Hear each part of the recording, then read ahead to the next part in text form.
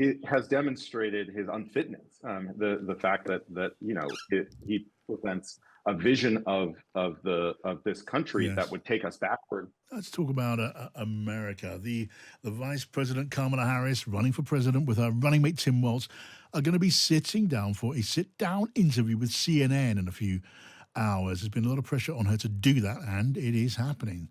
The candidates come under fire from her rival Donald Trump for avoiding the media. Let's talk about what we might expect. This is Kamala Harris's former chief speechwriter who wrote this. We are here together because we collectively believe and know America is a promise. America is a promise. It is a promise of freedom and liberty, not for some, but for all. A promise we made in the Declaration of Independence, that we are each endowed with the right to liberty and the pursuit of happiness. Well, so let's say hi to Dave Cavell, who worked with the Vice President in December 2023. Hello to you, Dave. Hi, how are you, John? It's a pleasure to be with you. I noticed that Kamala Harris has been campaigning in the state of Georgia this week. I also noticed that there's been some action in the courts there where some on the Democratic side are worried about, well, Republicans, Trump supporters, in key positions when it comes to monitoring and certifying election results, working against Kamala Harris, using that position to maybe they suggest, overturn a win for Kamala Harris. Are you worried about that? Well, I mean, I think anybody should be worried about that. I mean, this is on the other side, right? You have the, Vice President Harris's vision of the future taking us forward. You have Donald Trump on the other side and his vision of taking us backward. And that includes undoing our democracy, tearing apart key pieces of it. I mean, he still claims somehow that he won the 2020 election, which he actually lost by millions of votes and was certified in state after state. And his 2025, his Project 2025 blueprint includes, among other things, promises to continue to undermine the democracy, make himself a dictator on day one, undo checks and balances, and effectively undermine the very foundations of democracy. That is a real and serious threat, and it's something that, of course, many people are taking very seriously.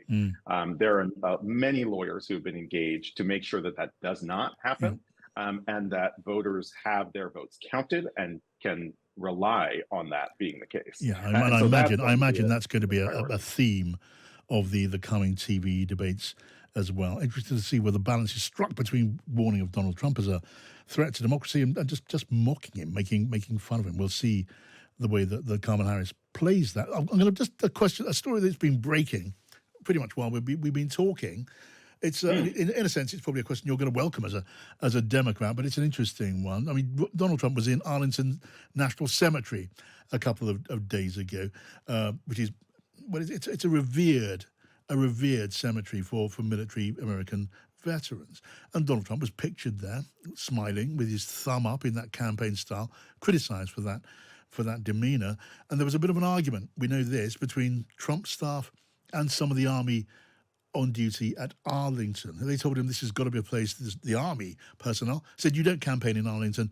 And there was a bit of an argument. And now the US Army, if you're aware of this, has rebuked the Trump campaign. Do you think that will hurt Donald Trump? Because some of these questions about Trump's relationship to the military, his attitude to the military, predate the arrival of Kamala Harris, and he was still strong in the polls then. Would it matter, this argument, do you think? Well, the answer, John, is I hadn't seen that, but I certainly hope so. This, as you're well aware, this is a pattern of outrageous behavior that certainly did not begin with this event and will not end with it either. I mean, I'm old enough to remember during his first campaign when talking about Senator John McCain, who had been the Republican nominee for president, as we all remember, and was had heroic service in the Vietnam War that included many years of being a political prisoner, during which he was tortured. Donald Trump said he liked people who don't get captured. I mean, that to me still remains one of the most stunning and cruel things I have ever heard a political candidate say, and that was about a member of his own political party. And I just think that's an indication of the many ways over many years that former President Trump has just sort of manifested himself as the vice president said, as an unserious man. And in all of these other ways that we've been discussing, whether it's our democracy, whether it's a national abortion ban and overturning Roe versus Wade, it has demonstrated his unfitness. The fact that he presents a vision of this country that would take us backward and really undermine key essential rights, freedoms, and traditions. Okay, so it's going to be a big moment, Dave, isn't it? You'll be rooting for Kamala Harris, I've no doubt, but it's going to be a big moment, maybe a big test when Kamala Harris and Tim Walz sits down with CNN, with Dana Bash for that interview, which is a risk. I mean, she has been only by a bit, but she's the front runner, it seems, in the polls just at the moment, which carries its own risks, and there are going to be bear traps to be negotiated in a few hours. Well, I think what I would say is the vice president has done, I believe, something like 80 interviews this year, and the president and the vice presidential candidate doing a sit-down interview after the convention. That's pretty standard practice, and so I think I've seen this. I got to see this up close and personal. The vice president is really good. And I think the whole country has seen that. She is really good at explaining what she wants to do and why. She is an incredibly compelling candidate. She's an incredibly compelling speaker.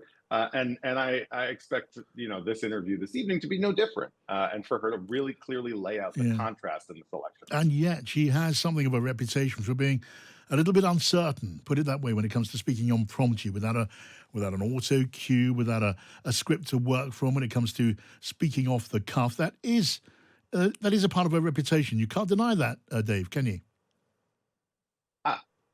I guess my answer to that is, there were many things that I've been asked when I was working for her, and even since then, and sort of speculations about the vice president. I would say, the whole country and the whole world, frankly, has had a chance to watch the vice president in front of the brightest of lights over the past, whatever this has been, 6 weeks.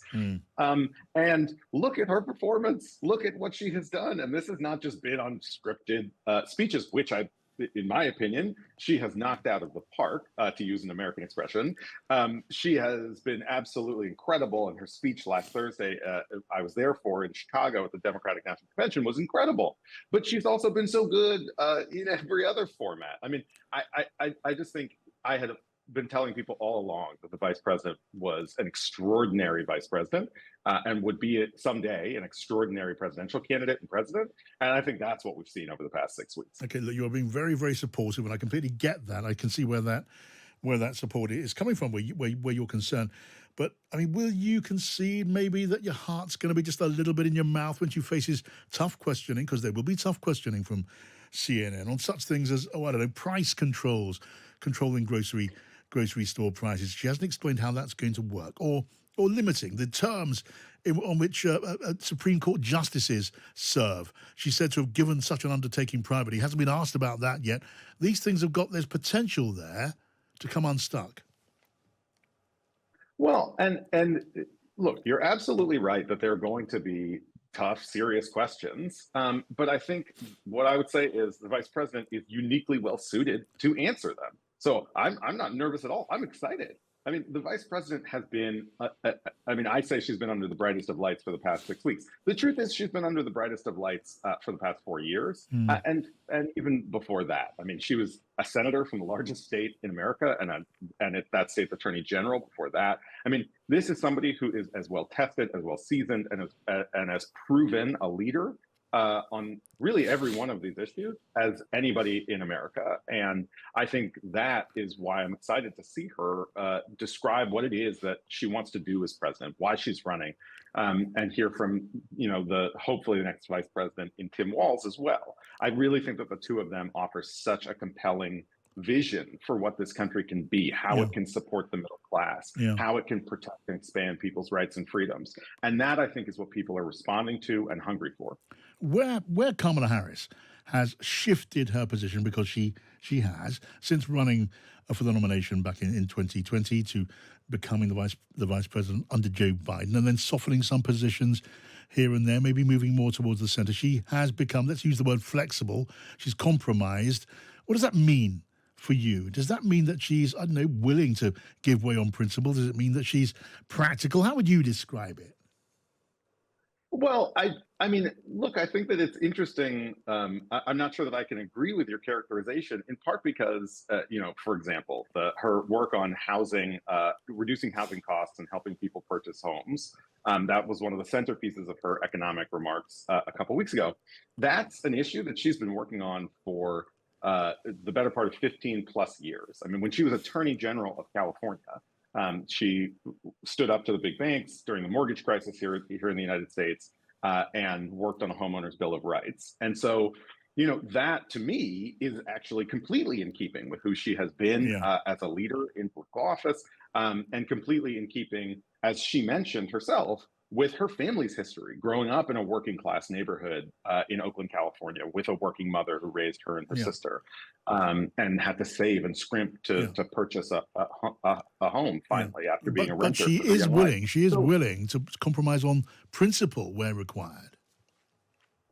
I wouldn't say that she's willing to compromise on her principles at all. I mean, I think her principles have been absolutely clear and consistent since she entered politics many years ago. I think that the truth is that policy is big and complicated, and that she's it depends sort of who's in Congress, who's in the House, who's in the Senate, what are the possibilities for passing legislation and securing the votes that you need. I'll note here that she has set the record in American history for number of tie-breaking votes cast in the Senate. So certainly, I think you could argue fairly she's the vice president who's responsible for the most policy achievements, arguably in American history. And so I think that's sort of what I think about when you ask about her principles. They've always stayed true and stayed the same. You can go back to her remarks when she was a district attorney of San Francisco and see that. I think the question is just we know the why, so the question is how. Okay, I'm guessing there will be questions to come on the solidity of those convictions.